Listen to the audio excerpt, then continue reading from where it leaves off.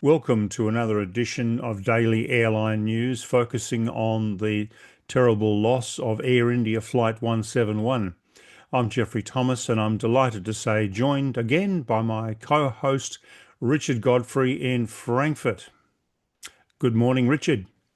And good afternoon, Jeffrey. Yes, back in Perth after a marathon flight across the world.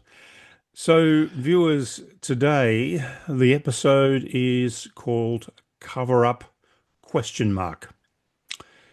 The two black boxes recorders from Air India Flight 171 were recovered soon after the 12th of June 2025 crash. On the 13th of June, the primary recorder was retrieved from the crash site about 28 hours after the accident. On the 16th of June, the second recorder, a backup unit, was recovered from the debris. Both units are mounted in the tail, but the primary recorder is in a more forward position in the tail and the backup is further aft and deeper into the tail cone. On the 24th of June, both recorders were flown by the Indian Air Force to the AAIB laboratory in New Delhi under tight security. The front recorder arrived at 1400 hours and the rear unit at 1715 hours that day.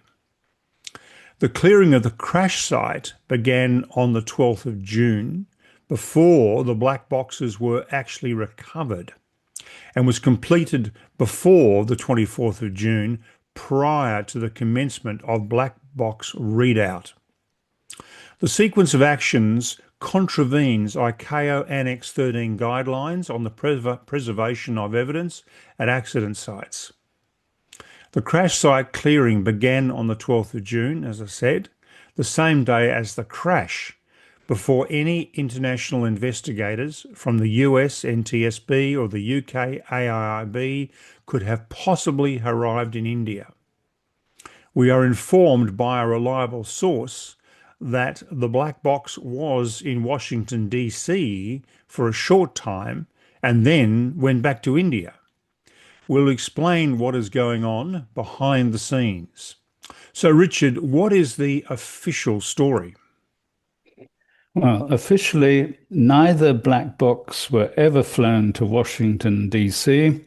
They've both stayed in India since they were found and recovered, as you say, on the 13th and 16th of June, respectively.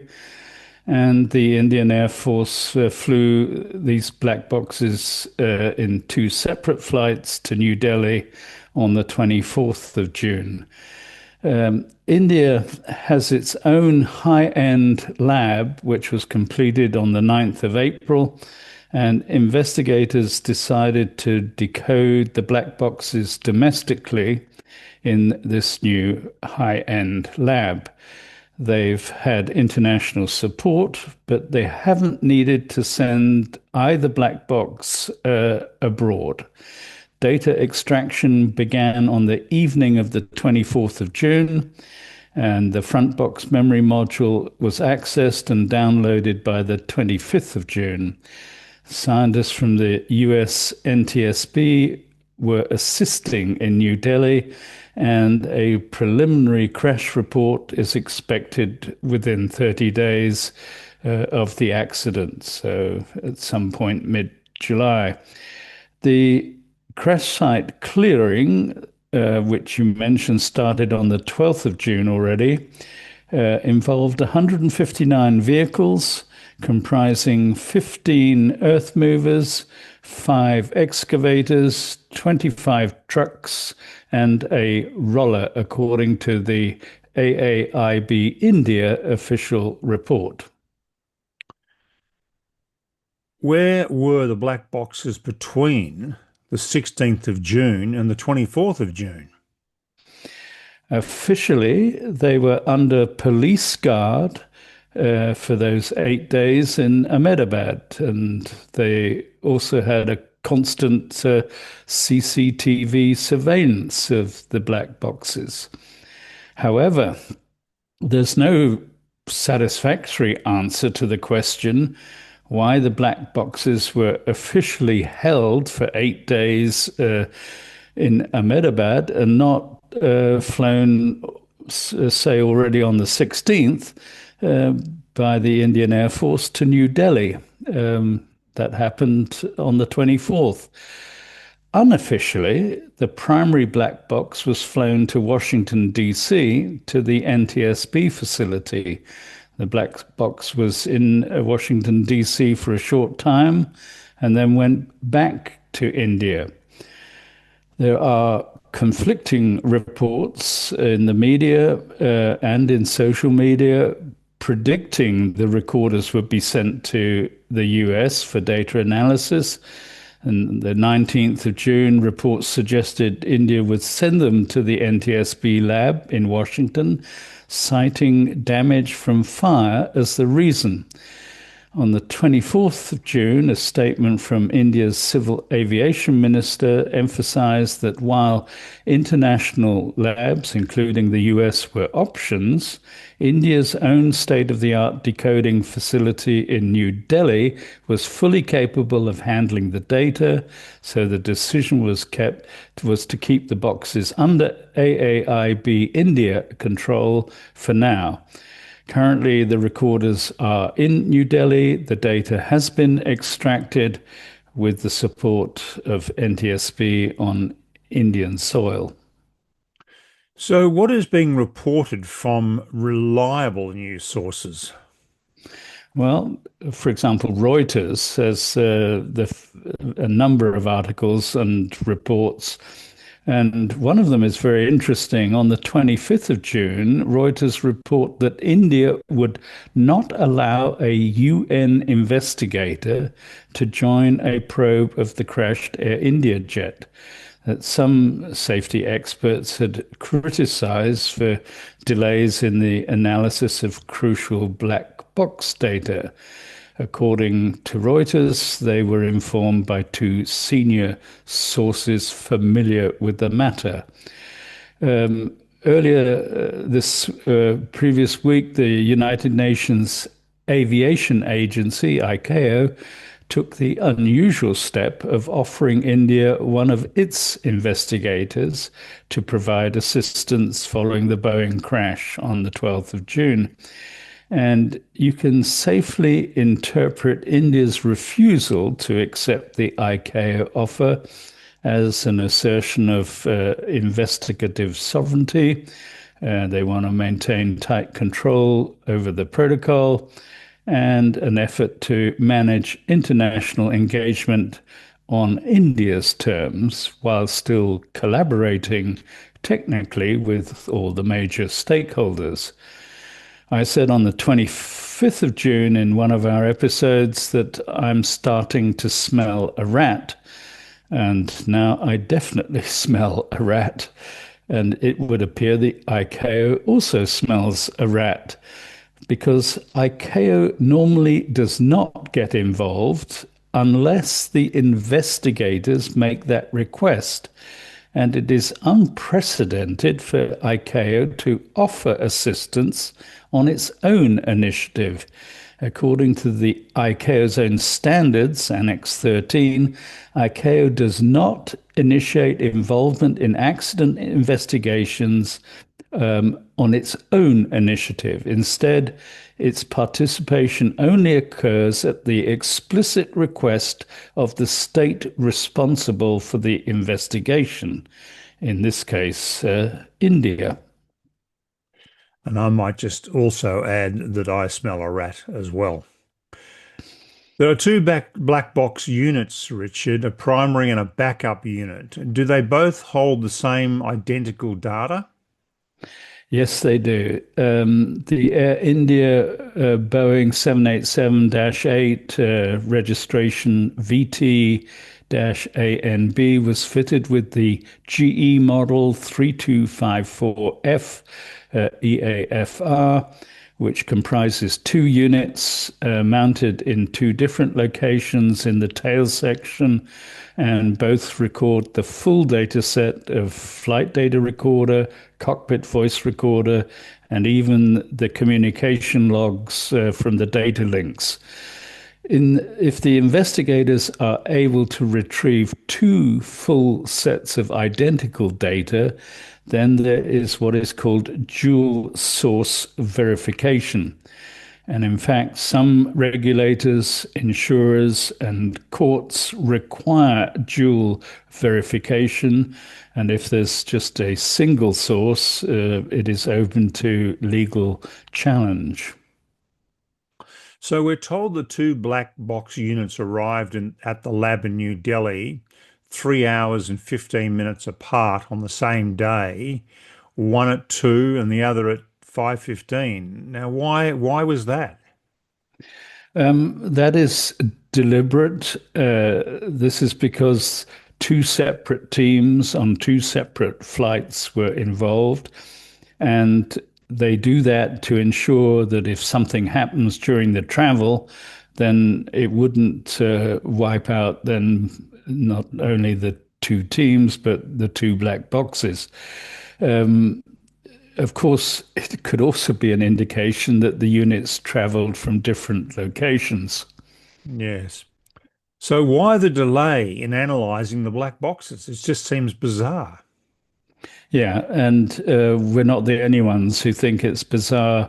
A guy called Greg Feit, who is a famous NTSB investigator, and he was formerly the investigator in charge of their so-called Go team. And Mm. he was interviewed on Aviation Week yesterday and said, and I quote, I am concerned right now that the investigative process is not moving forward at the pace it should be. When you have that amount of subject matter expertise on site, you should be able to do a lot of work in a very short period of time. During the on site part of the investigation, somebody should be releasing some factual information about what's going on.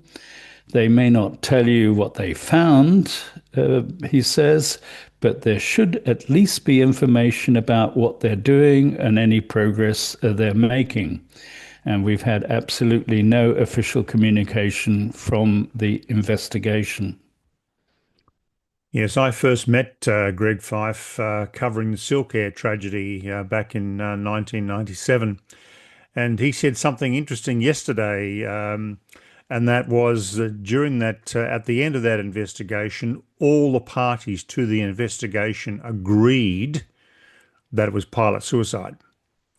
But when the report was finally written shortly thereafter by the Indonesians, it was completely different. So, and that's when he wrote that 48-page rebuttal to the final report, which was the first time the NTSB had ever done that. So, yeah, Greg's got an amazing reputation.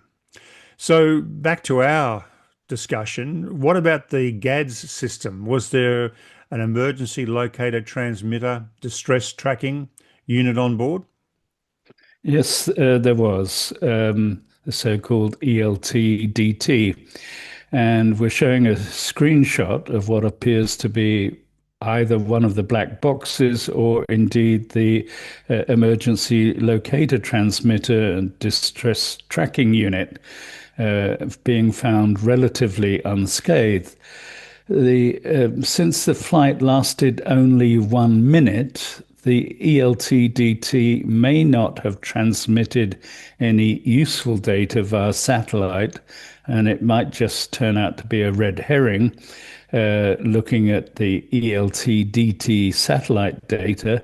However, if there was a single attempted satellite transmission, which would have exact timing and exact location of the detection of a distress situation, and that by a system independent of the black boxes, it could prove to be critical in the investigation.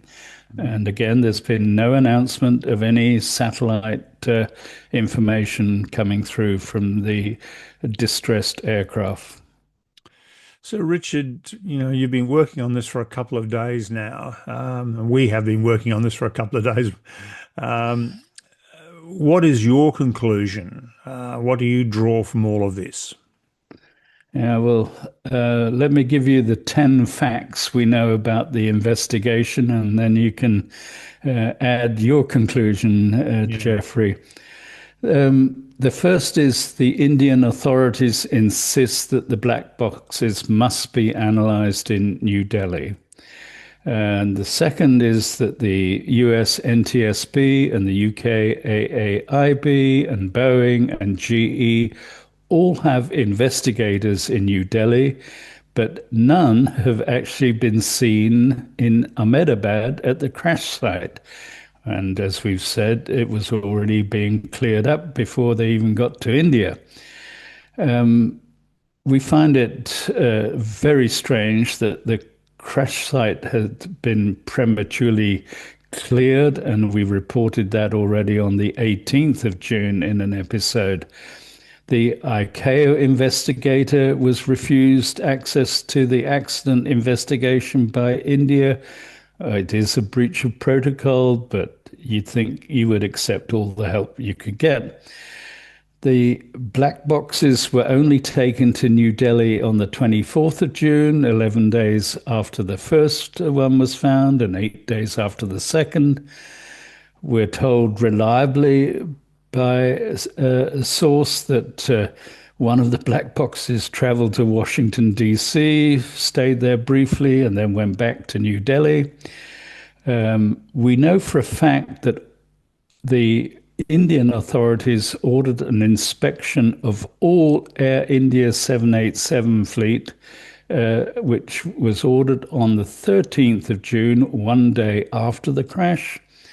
We also know that the FAA published an airworthiness directive for the Boeing 787 on the 18th of June, and that was just a few days after the crash, 6 days, based on the safety concern to prevent wastewater leakage leading to electrical shorts and system failures. You were on a 787 yesterday, so you can talk about that. There is a Mm. video of the aircraft accident which shows that it experienced a loss of thrust and could not maintain altitude. There is a video that clearly shows that the rat was deployed and the landing gear was not retracted. So, when you put all of these together, my conclusion is that the Indian led investigation is being hampered by politics, national and commercial interests, and there is a lack of transparency and a lack of urgency. Yeah. Well, I certainly agree with that conclusion. We should mention that FAA airworthiness directive on the 787 on the 18th of June actually followed a Boeing airworthiness directive for the same issue issued a couple of weeks ago, a couple of weeks before the crash. So I'm not sure. Yeah, the first Boeing alert was issued on the 6th of March 2024. Right. So there's been plenty of time to put things right. Yep. And, quite clearly, the Boeing 787 from Qantas that you flew on yesterday had put things right because there wasn't any leakage from the toilets into the electronics bay. So I'm glad Yes, to see you arrived safely. that washroom or toilet is just behind the cockpit, and it's adjacent to the access panel to the equipment bay underneath the floor. In fact, I was looking at it just a few hours ago, and in fact, our flight with the different track because of the Middle East situation actually flew past Ahmedabad, and I sort of looked at it on the flight tracker thinking to myself, I'm flying on a 787 very close to where that tragedy occurred just two and a bit weeks ago. So, yes, look, this to me, it appears to me as though the Indian authorities already know what caused this tragedy.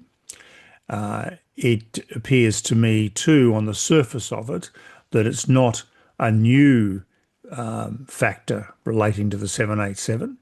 I think it's something that's known and that possibly Air India hasn't acted on that particular aircraft. It may have been an oversight. I don't know.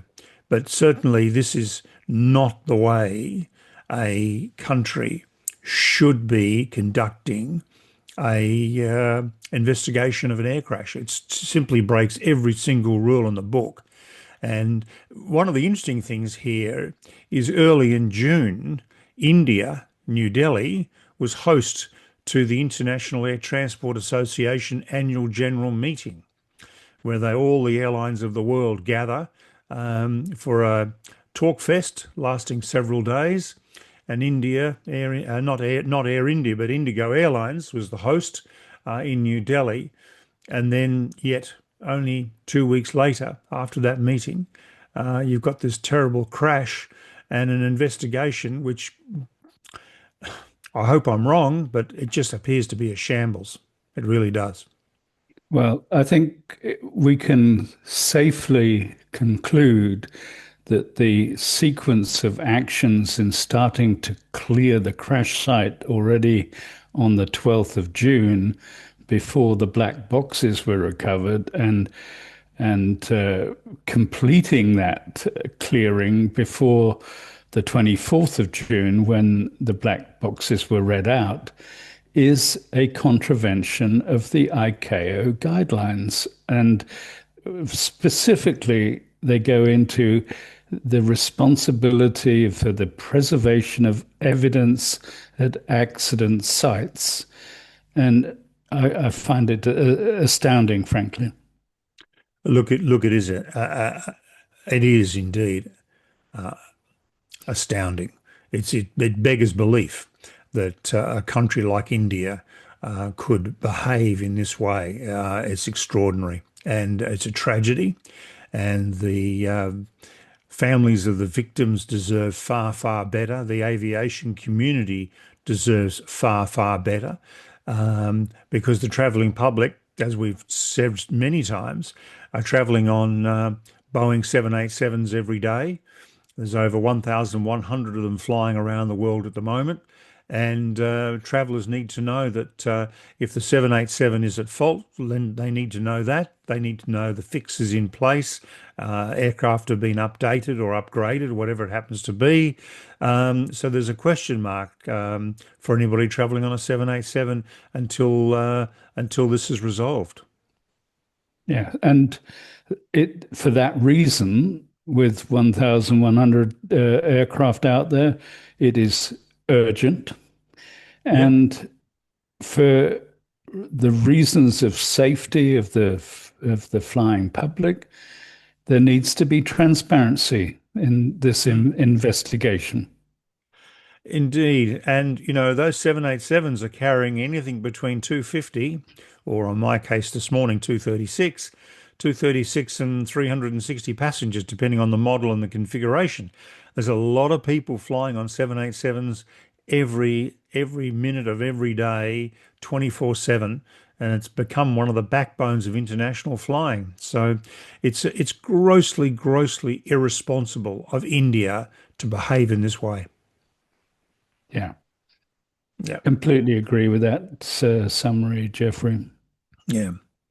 Well, viewers, tomorrow we're going to take your questions, and I'm sure there's going to be hundreds of them from this episode. As we've said before, we don't speculate. We absolutely try not to speculate. In this case, we're not speculating. We're simply repeating all the key pieces of evidence that we've drawn up over the last week or so and pulled them all together. And the conclusion we reach is cover up, question mark. Would you not agree, Richard? Yep, I do agree with that summary. Yeah. So viewers, thank you for watching. Please subscribe to us. Please like us. Please comment. Please send your questions in. And Richard, a big thank you for this research of pulling all of this data together for this presentation. Thank you, Richard. You're welcome. And thank you, viewers. And please tune in tomorrow, and we'll take your questions on this particular episode. Thank you.